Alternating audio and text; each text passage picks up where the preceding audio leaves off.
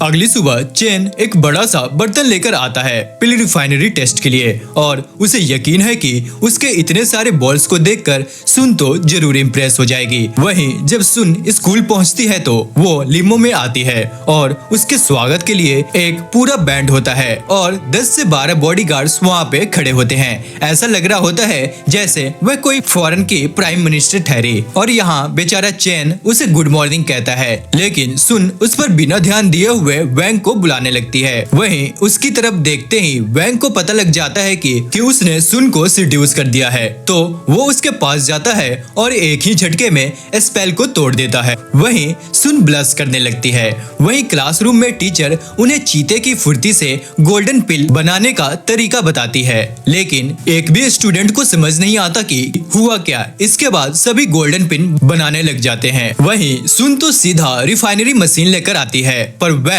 Golden पिल बनाने के लिए माइक्रोवेव का यूज करता है। वहीं हाउ के पास एक मैजिक टूल था जो कि अपने आप ही सब कुछ कंट्रोल करके पिल बना देगा। वहीं चैन का बर्तन उसके मुंह पे ही फट जाता है और वो बेचारा रोता हुआ वहाँ से भाग जाता है। इसके बाद टीचर सभी को कहती है कि वो 7 घंटे वेट करेंगे जब तक कि पिल्स रिफाइन नहीं हो जाते, लेकिन सभी के जाने के बाद वैंग का डॉग उस मैजिकल टूल को खाने की सोच रहा था ताकि वो अपनी पावर को फिर से धीरे धीरे बढ़ा पाए। तभी वहाँ वैंग आ जाता है, जिसे देखकर वह वहाँ से भागने लगता है और वैंग उसका पीछा करता है। पर ये सब उस कुत्ते का प्लान था उससे पीछा छुड़ाने का, लेकिन जैसे ही वो वापस मुड़ता है वैंग उसके सामने ही खड़ा था। वो वैंग से दया की भीख मांगता है, पर वैंग उसे एक खींच के लात मारता है। वहीं चेन अभी भी भाग रहा है क्योंकि उसने इस क्लास के लिए अपने फादर से उस पॉट को मांगा था। उसे पता है कि उसके फादर उसकी गर्दन काट देंगे क्योंकि वो पॉट उनकी फैमिली ट्रेजर है जो कि उसने तबाह कर दिया और फर्स्ट प्लेस भी लेकर नहीं आया। वहीं वैंग हाउ का फर्नेस लेकर कहीं जा रहा था। हाउ को लगता है कि वो उसका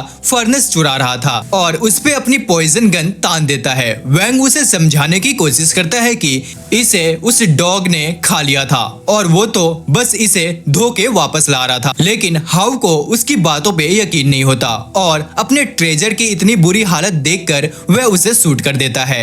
वैंग उसके अटैक को डॉज कर लेता है, लेकिन उसके पीछे से चेन आ रहा था और वो पॉइजन सीधा उसके मुंह में चला जाता है। कुछ देर पहले ही चेन का दौड़ते दौड़ते दिमाग खराब होने लगता है और वो देखता है कि कैसे सुन वैंग की बाहों में जा रही है, तो वो अपने प्यार को चुराने वाले को मारने जा रहा था। यह देखकर हाउ डर से चिल्लाने लगता है। इसके बाद वो रिफाइनरी में उसकी बॉडी को ले जाते हैं। हाउ वैंग से कहता है कि अगर तुम एंटीडोट बनाने में मेरी मदद करोगे तो मैं तुम्हें मेरी फर्नेस चुराने के लिए ब्लेम नहीं करूंगा। इसके बाद वो सभी इंग्रेडिएंट्स को इकट्ठा करते हैं और उस बर्तन में डाल के एंटीडोट बनाने लगते हैं, पर उसे पूरी तरह से बनाने में अभी 4 घंटे लगने वाले हैं और हाउ ये सोचकर परेशान हो जाता है क्योंकि उनकी टीचर 2 घंटे में वापस आ जाएगी। वहीं वह डॉग भी वहां वापस आ चुका है और वो फिर से उस बर्तन को खाने की कोशिश कर रहा है, लेकिन हाँ वो अपनी सील से उस पर हमला कर देता है और जब वो फर्नेस को वापस चेक करने जाते हैं तो वो देखते हैं कि वह डॉग की वजह से उसका प्रोसेस तेज हो चुका है। तो वो दोनों मिलके वो डॉग को टेबल पे पटक देते हैं और जबरदस्ती उससे उसकी पावर निकाल के फर्नेस को और तेजी से चलाते हैं। वैंग उससे पूछता है कि वह इस पावर को छुपा के क्यों रख रहा था। डॉग बताता है कि टाइमलाइंस को तेज भी कर सकता है और वो रिवर्स भी कर सकता है। यह सुन के तो वो दोनों समझ जाते हैं कि वो इसका फायदा उठा सकते हैं। उन्होंने 2 एंटीडोट बनाए थे और वो उस डॉग को एक पॉइजन देके उस पे एंटीडोट चेक करते हैं, जिसके बाद वो चेन को वो एंटीडोट देते हैं। लेकिन तभी वहाँ बाकी के टीचर और स्टूडेंट्स आने लगते हैं। हाउ घबरा जाता है और बाहर चला जाता है उन सभी का ध्यान भटकाने के लिए, लेकिन टीचर उसके लिए 1 सेकंड भी नहीं रुकती और वो उससे पहले हाउ को देखने जाती है कि उसने कोई पिल बनाया भी है कि नहीं। हाउ को यकीन कि उसमें तो कोई पिल होगा ही नहीं, लेकिन उसमें से एक गोल्डन पिल निकल जाता है। हाउ समझ जाता है कि वैंग ने अपनी पिल उसके फर्नेस में डाली थी और उसके बाद वैंग की बारी आती है और वो टीचर वैंग को डांट लगाने लगती है क्योंकि उसकी पिल जल चुकी थी। थी।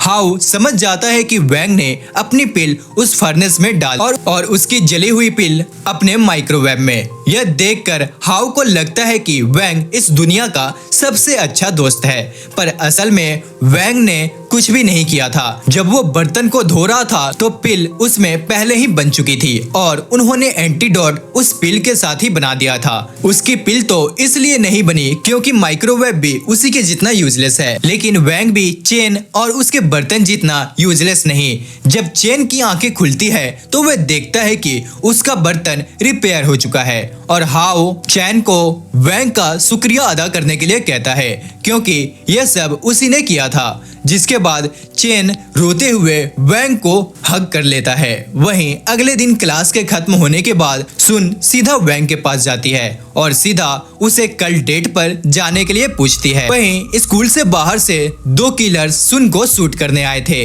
लेकिन जैसे ही वह गोली चलाने लगते हैं वैंग इसे डिटेक्ट कर लेता है और अपनी पावर से उनकी गोलियों को डिफ्लेक्ट कर देता है। वहीं क्लासरूम में कुछ सीन चल रहा होता है, तभी क्लास में उनका टीचर आता है और वैंग को ऑफिस में बुलाता है। वहीं सुन उसका पीछा कर रही थी। दूसरी तरफ दोनों किलर अपने बॉस के ऑर्डर के हिसाब से वहां से वापस चले जाते हैं और डॉग यह सब कुछ दूर से देख रहा था। और वैंग जब अपने टीचर को हाँ बोलता है तो सुन को लगता है कि उसने डेट के लिए हाँ कर दी और वह स्कूल में इतनी पॉपुलर थी कि उसकी लव स्टोरी के चर्चे पूरे स्कूल में होने लगते हैं और बातें चल रही थी कि वो सिर्फ फोर्स वैली 5 वाले लड़के को डेट कर रही है। और यह खबर उस तक भी पहुंच जाती है जिसने सुन को मरवाने के लिए किलर्स भेजे थे। वहीं टीचर वैंग को प्रिंसिपल ऑफिस में ले जाता है और जू टीचर को वहां से जाने के लिए कहता है और वैंग से पूछता है कि तुम वही बच्चे हो न जिसने कि कई साल पहले उस फ्रॉक को एक ही किक में हराया था। जू अपने घुटनों पे आ जाता है और उसे अपना मास्टर बनाना चाहता है, लेकिन वैंग 50% मैजिक का यूज करता है और उसकी मेमोरी इरेज कर देता है और वहां से चला जाता है। तभी उसके पास वो डॉग आता है। इसके बाद बेचारे वैंग को सुन के भयानक सपने आने लगते हैं और जैसे ही वह बाहर देखता है सुन उसे डेट पे ले जाने के लिए सच में बाहर खड़ी थी। इसके बाद जब वैंग ब्रेकफास्ट कर रहा था उसे लगता है कि उसके पेरेंट्स उसे डेट पे जाने नहीं देंगे, लेकिन उसके पेरेंट्स उल्टा उसे डेट पे जाने के लिए कहते हैं और कि वह उसके असली पेरेंट्स हैं या नहीं। और इससे पहले कि वो कुछ कह पाता उसके पेरेंट्स उसे घर से बाहर निकाल देते हैं और सुन उसे अपने लीमो में पीछे वाली सीट पे बुलाने लगती है जहाँ पे काफी सारी जगह है, समझ रहे हो ना। इसके बाद वो वहाँ से चले जाते हैं, लेकिन वह असासिन वहाँ भी उनका पीछा कर रहे होते हैं। वहीं सुन वैंग को बताती है कि वह उसे एक बहुत ही मस्त जगह लेकर जा रही है जिसका नाम हेवनली पैराडाइज है। ये प्रॉपर्टी उसकी फैमिली ने बनाई है। वो जिसे प्यार कर सकती है उसके साथ वो वहाँ समय बिता पाए और वो यहाँ पहली बार आई है। वहीं वैंग का मुंह ऐसा बन जाता है जैसे किसी ने वहाँ पाद मारी हो, पर सुन कहती है कि वो तो बस मजाक कर रही थी और उसकी फैमिली ने उसे दोनों के लिए यह जगह अभी के लिए खाली करवाई है। वहाँ पहुँचने के बाद सुन अपने सभी बॉडीगार्ड्स को वहाँ से जाने के लिए कह देती है ताकि वह अपने फ्यूचर हस्बैंड के साथ टाइम स्पेंड कर पाए। लेकिन 5 मिनट के अंदर ही अंदर वो असासिन सभी बॉडीगार्ड्स को ढेर कर देते हैं। वैंग और सुन घूम रहे होते हैं, एक असासिन उस पे गोली चला देता है, पर वैंग उसकी गोली को अपने दांतों से पकड़ लेता है और उसकी बुलेट को वापस से उसकी गन में भेज देता है, जिससे वो उड़ता हुआ पीछे जाता है। वहीं ये सभी चीजें करते हुए सुन उसे देख लेती है, पर वैंग उसके भी मेमोरीज को इरेज कर देता है। वहीं दूसरी तरफ असासिन को लग रहा होता है कि इस गन का इतना रिकॉइल कैसे है। इसके बाद जब वह घूम रहे होते हैं असासिन उनका पीछा जारी रखते हैं और उन्हें मारने की कोशिश करते रहते हैं, पर वैंग बार बार सुन को बचा लेता है और जब भी सुन उसे देख लेती है वह उसकी मेमोरीज को मिटा देता है। ऐसे ही करते करते रात हो जाती है और असासिन सोच में पड़ जाता है कि यहाँ चल क्या रहा है। इसके बाद वो दोनों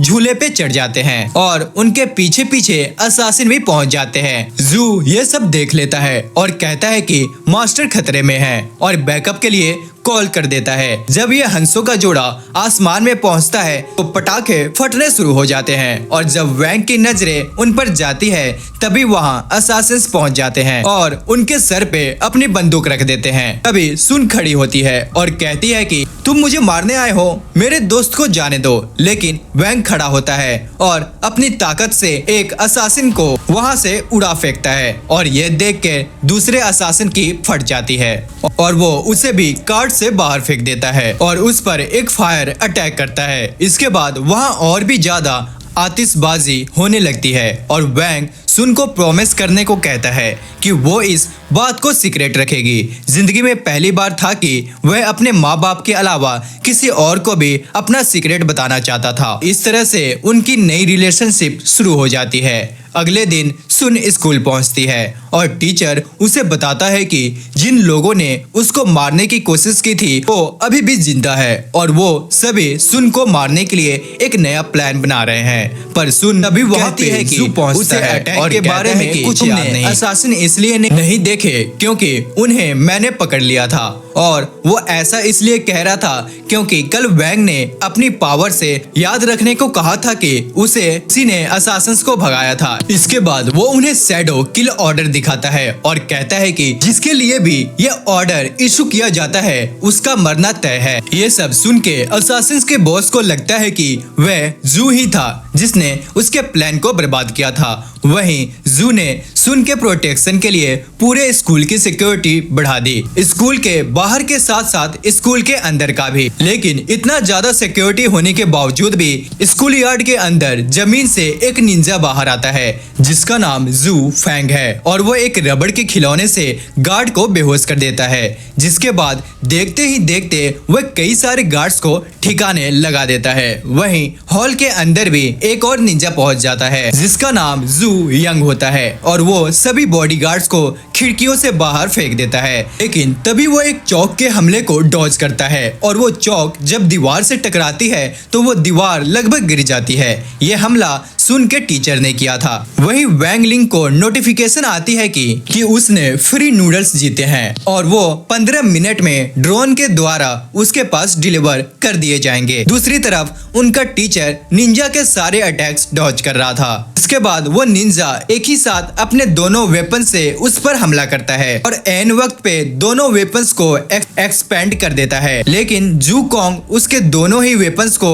अपने हाथों से तोड़ देता है। यह देखकर जुइंग उसके ऊपर पॉइजन से हमला कर देता है और खुद वहां से भागने लगता है, लेकिन वह दरवाजे से टकरा जाता है। जैसे ही वैंग बाहर आ रहा था वहीं जू फैंग ने बाहर और भी ज्यादा गार्ड्स को हरा दिया था। लेकिन जब वो वहां से जा रहा था उसके सामने एक डॉग दिखता है और वह उसके साथ खेलने की कोशिश करता है, लेकिन डॉग उसे काट लेता है और तो और उसे दूर फेंक देता है। लेकिन फिर उसे पता चलता है कि उस डॉग ने उसकी स्पिरिचुअल फोर्स को एब्जॉर्ब कर लिया था और साथ ही उसकी लाइफ एनर्जी को भी खींच लिया था। तभी डॉग अपने असली रूप में आ जाता है और उसके ऊपर एक पावरफुल अटैक से हमला कर देता है। जू फैंग वहां से भागने की कोशिश करता है लेकिन उसकी रीढ़ की हड्डी टूट जाती है और वो डॉग के अटैक से नहीं बच पाता। वहीं एक और निंजा जिसका नाम जूजियान है वो भी स्कूल में पहुंच चुका है और वो अपने इनविजिबिलिटी स्किल का यूज करके वहां तक छुप के पहुंचा था और अपने हैमर के एक पावरफुल अटैक को चार्ज कर रहा है जिससे कि वह पूरे स्कूल को एक ही हमले से तबाह कर सके। लेकिन तभी वहां अपने गिफ्ट को क्लेम करने के लिए वैंग पहुंच जाता है और वो उससे कहता है कि तुम यहाँ क्या कर रहे हो। इसके बाद वैंग अपने पैकेट लेके वहां से जा रहा होता है तो जुयान को लगता है कि वो बस उसके पैकेज की बात कर रहा था और उसने उसे अभी नहीं देखा है। पर वह कहता है कि नहीं, मैं तो तुमसे ही बात कर रहा था, तुम जैसे नल्ला निंजा तो मैंने आज तक नहीं देखा। यह सुन के जुजियान को गुस्सा आ जाता है और वो अपनी पूरी ताकत से वैंग पे हमला करता है।